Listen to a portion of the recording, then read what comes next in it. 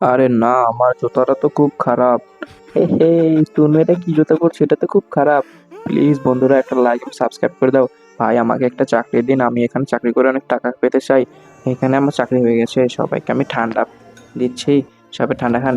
এবং আমি তার পাশাপাশি খাবার ডেলিভারিও করে থাকি। এই নিন স্যার আপনার পিৎজাটা নিয়ে এসেছি।